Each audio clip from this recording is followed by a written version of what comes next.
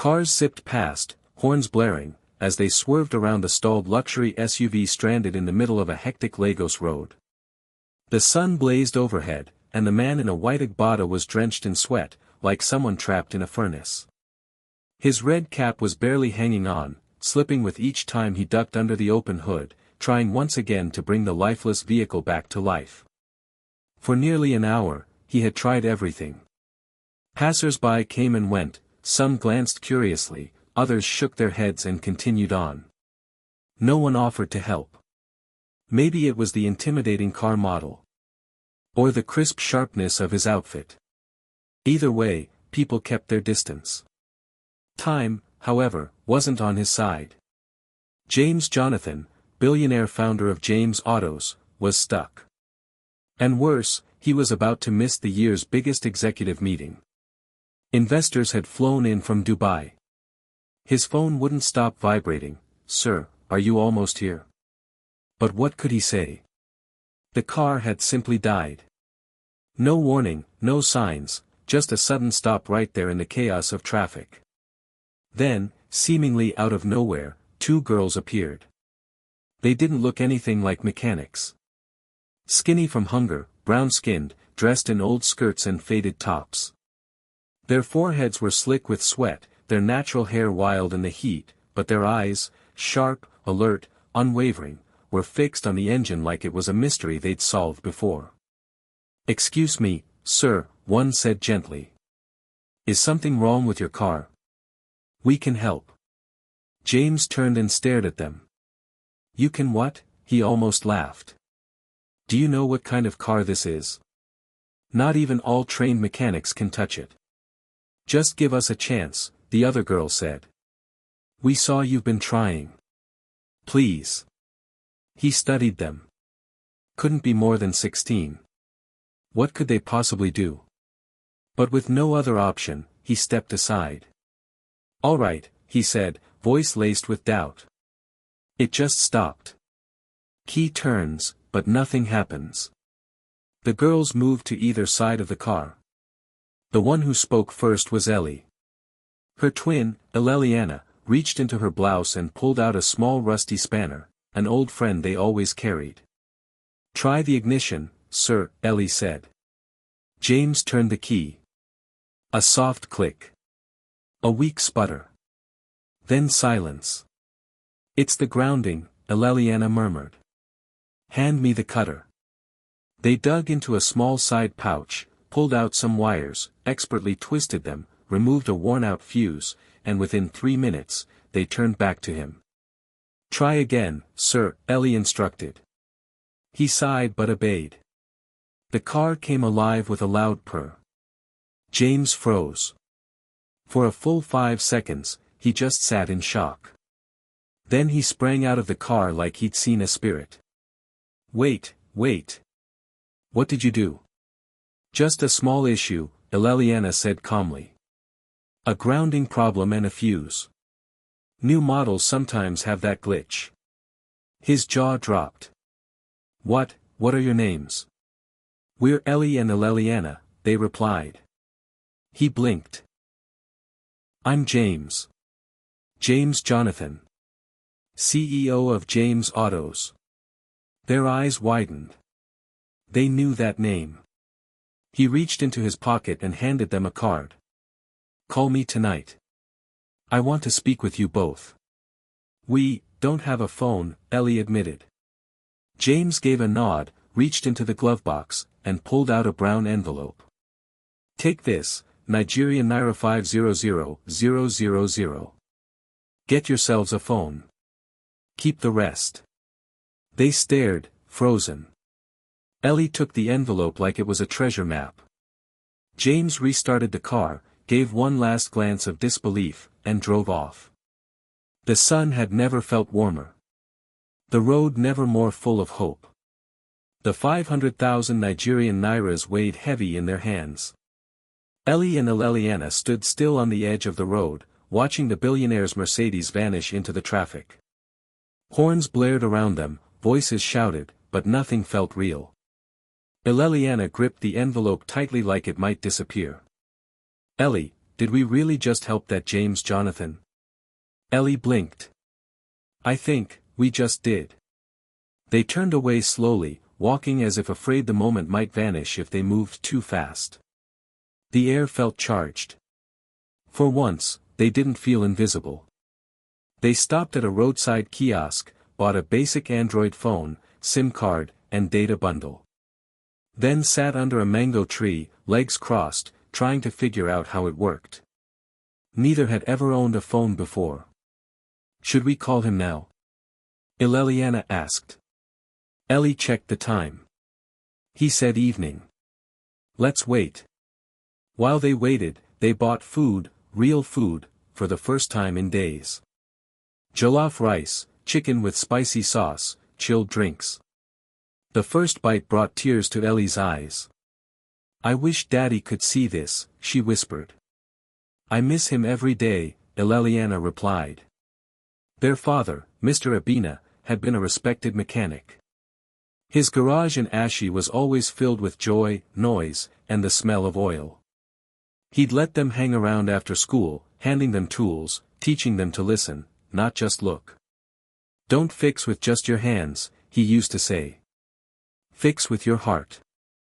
Then came that rainy night. Returning from a family meeting, a trailer lost control. The car was crushed. Everything vanished. They had knocked on every door, uncles, aunts, cousins. No one wanted them. No space, some said. We can't keep girls, others muttered. Some didn't respond at all. They stayed in the tiny one-room house their father left behind. No food. No support. Just survival. They began fixing cars for small change. People laughed. Some chased them away. But a few let them work. And little by little, they endured. Maybe today really is different, Ellie said, staring at the new phone. At exactly 6 p.m., she inhaled deeply and dialed the number. It rang once. Twice. Then a voice answered, hello. Good evening, sir, Ellie said softly. This is Ellie and Elliana, the twins from earlier today. James chuckled warmly through the phone. Ah, my roadside angels. I've been expecting your call. The girls exchanged wide smiles. Can you both come to my office tomorrow? 9 a.m. sharp. I'd like to see you. We'll be there, sir. Thank you. When the call ended, the twins looked at each other, speechless. Office? Elliana whispered. James Otto's office, Ellie replied, stunned. We're going to meet the CEO himself. Sleep was impossible that night, not out of fear, but because for the first time in 2 long years, they felt a spark of hope. By 7 a.m., Ellie and Elliana were already dressed and waiting beside a nearby kiosk. They wore their neatest clothes, faded but clean skirts and matching tops their mother once bought for church. Their hair was combed and tied back, shoes old but carefully polished. They didn't know how far the office was, but they couldn't risk being late. Ellie, you think he meant what he said? Elliana asked as they squeezed into an overcrowded Danfo. Ellie squeezed her hand. I don't know. But we'll never know if we don't show up. After nearly 2 hours of navigating traffic, they finally arrived at Victoria Island. The moment they stepped out of the bus, the air felt different. The streets were wide, the pavement spotless. Towering glass buildings surrounded them, sparkling under the morning sun. Luxury cars cruised by, indifferent to the crowd. Are you seeing this? Elliana whispered, pointing to a tall structure with a silver sign, James Otto's headquarters. Let's go, Ellie said, grabbing her sister's hand. They pushed open the sleek glass doors. A security guard glanced up, eyes narrowing. Good morning, Ellie greeted nervously. We have an appointment with Mr. James Jonathan. He raised an eyebrow. You do? Yes, sir. He told us to come this morning. He picked up the phone, dialed, and spoke briefly. 2 girls. Yes. Okay. Yes, sir. He hung up and stood. You're expected. Elevator's there, 10th floor. Someone will meet you. The twins shared a stunned look. Elevator. They stepped in, barely breathing as the floor numbers climbed, 3, 4, 5. On the 10th floor, the doors opened to reveal a tall woman in a black skirt suit. Ellie and Elliana. Yes, ma'am, they answered together. Come with me. She led them into a spacious glass-walled conference room with a breathtaking view of the ocean and Lagos below. At the far end of the long table sat James Jonathan, no longer sweating or stranded, but poised, powerful, dressed in a sharp navy suit, sipping from a glass of water. Welcome, he greeted with a calm smile. The girls stood awkwardly. Please, have a seat. They sat quietly at the edge of the table, tense. I haven't stopped thinking about you two, James began. You didn't just fix my car, you impressed me. The way you handled yourselves, the confidence. It's rare. He leaned in. Now tell me everything, your story. And they did. They spoke of their father, the man who taught them how to hold tools before they could even write. They told him about the crash, the rejection from family, the hunger, the struggle. They didn't cry, not anymore. But their voices broke. James didn't interrupt once. He listened closely. When they finished, he removed his glasses and blinked back emotion. I don't say this often, he said slowly. But you moved me deeply. I want to help. Not just for today. For life. The twins looked up, startled. From now on, I will be your guardian, James declared, hand resting on his chest. You're not alone anymore. He turned to his assistant. Start their scholarship application. Partner school. Everything they need, uniforms, books, transportation. Enroll them by Monday. The assistant nodded swiftly. The girls were too stunned to speak. You're going back to school, James said. And when the time comes, you'll take the university entrance exam and study mechanical engineering. The world needs more girls like you. Tears streamed down Elliana's cheeks. James walked around the table and embraced them both. You're no longer orphans. You're my daughters now. The room was still, except for the quiet hum of the AC and the soft sobs of two girls whose lives had just transformed forever. But outside that peaceful office, someone sat watching from a parked car. Someone who didn't want their happiness to last. The weeks that followed felt surreal. Ellie and Elliana didn't want to wake from the dream. They were moved to a beautiful guesthouse in Lekki. Clean, quiet, safe. Running water. A stocked kitchen. Real beds. Toothbrushes of their own.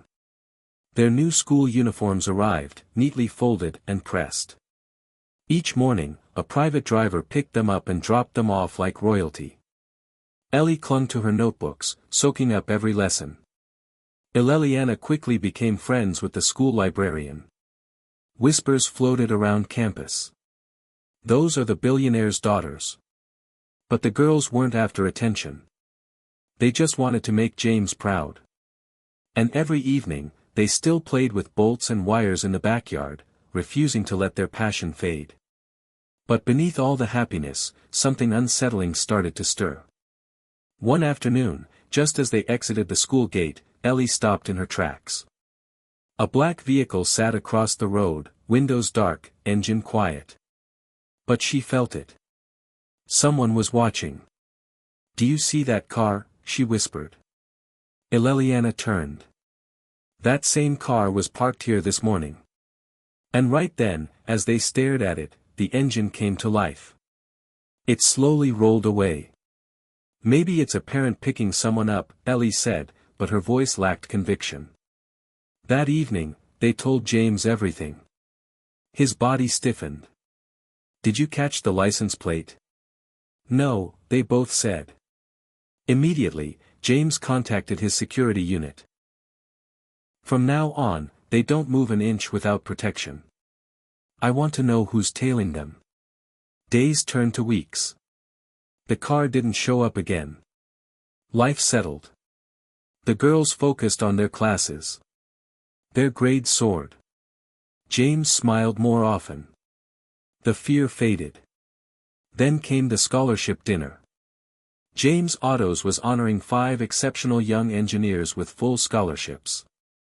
It was a grand celebration, lights, cameras, music, and dignitaries in attendance. Ellie and Elliana sat proudly beside James, dressed in elegant gowns. When Ellie stood to speak, the hall fell silent. When we had nothing, she began, we still had tools, because our father taught us to fix cars. But more than that, he taught us how to repair ourselves. Applause erupted, shaking the room. But just as the noise began to die down, a guard leaned toward James and whispered, "Sir, we just apprehended someone trying to sneak in through the back entrance." James rose quickly. "Who?" "He claims to be their uncle." James's face hardened. He turned to the twins. "Do you know a man named Emma?" Their expressions dropped. "He's our father's cousin," Ellie said. "After our parents passed, he told us he couldn't keep girls, and made us leave." James nodded slowly. "Well, that same man tried to claim guardianship over you tonight." "What?" Elliana jumped up. "Claim us for what?" "He told security he's your only surviving relative. That I have no right to keep you." "He's lying." Ellie snapped. "He wants your money." "I know," James said, calm but firm. "He's not getting a single kobo." Turning to security, James ordered, "If he comes close again, press full charges." The moment passed like a storm, but it left cracks in their skies. "Why do people only remember us when things go well?" Elliana whispered. "Because now we matter," Ellie replied quietly. "Before, we were just burdens." James returned, his voice tired but loving. "You're not a burden. You're my blessing." But that wasn't the end of Uncle Emma. A few nights later, James received a troubling call. "Sir, someone broke into the guest house." The girls weren't home, but the place was turned upside down. James gritted his teeth. "No more chances," he said. "Track him. Whoever's involved, end it." The next morning, the girls walked into James Auto's HQ unaware of what awaited them. The sun over Victoria Island glowed warm and calm, but their hearts raced. After the break-in, everything felt heavier. The building looked the same, but something was off. Security waved them in with polite smiles, but more guards than usual lined the halls. The receptionist spoke quickly into her earpiece. Something wasn't right. Before they could ask, Mrs. Kem, James's assistant, hurried up. "Girls," she said, catching her breath. "Sir James needs to see you. Right now." "Boardroom." They followed her silently, footsteps echoing louder than their thoughts. James stood alone when they entered, the large room quiet behind him. A screen on the wall showed a paused surveillance video. His face was unusually serious. "Come in," he said, motioning to the chairs. They sat, tense. James pressed play. The footage showed someone breaking into the guest house. The man moved with intent, forcing the back door open, rifling through drawers, tossing clothes, searching under mattresses. And then, a clear image. Elliana gasped. "Uncle Emma." James paused the video. "He wasn't just after cash," he said slowly. "He was hunting for something, documents." "Documents?" Ellie asked. James walked over to his desk and returned with a brown file. "Your father, Mr. Abina, was my partner. We were preparing a joint project, Oyena Autotech Institute. A school to train young female mechanics across Africa." The girl's eyes widened. "He left behind everything, proposals, designs, signed agreements. I kept them safe after his death. But what I never knew, was that he left one final letter. James slid the letter across the table. Ellie picked it up with trembling hands and read. If anything ever happens to me and my wife, please look after my girls. They are my everything. And they are destined for greatness. Let them carry on the dream we began together. Georgia Bina. The room fell into heavy silence. Tears rolled down Elliana's cheeks. Ellie's lips quivered. James leaned forward. Your father didn't just leave you a skill. He left you a purpose. And I believe the time has come to fulfill it. He stood and handed each of them a printed document. You've both been accepted into the University of Lagos, Mechanical Engineering Department. Full scholarship. Everything covered. You begin next semester. They gasped. But that's not all, James continued. He turned to Mrs. Kem. Bring in the papers. She returned with a small legal team, and a framed certificate. James held it up. This is your adoption certificate. I want to make it official. Your father asked me to take care of you, and I would be proud to call you my daughters, not just in spirit, but by law. The girls broke into tears and embraced him tightly. Yes, yes. From that day forward, they lived permanently with James. They returned to school with a new fire inside. They studied with fierce determination and graduated at the top of their class. At their graduation, companies from around the world sent job offers. But the girls turned them all down. Instead, they went back to James Autos, renamed now as James and Daughters. With their engineering brilliance and James's legacy, they launched Nigeria's first all-female mechanical innovation lab. Years later, Ellie and Elliana stood on stage before a crowd of reporters and students as they unveiled a historic prototype, a solar-powered car engine, designed and built entirely in Africa. The audience erupted. But in the front row, James sat quietly, eyes filled with emotion. They were never homeless, he whispered to himself. They were just waiting to find their home. What did you think of this story? Where in the world are you watching from? If this inspired you, please like, comment, share, and subscribe for more incredible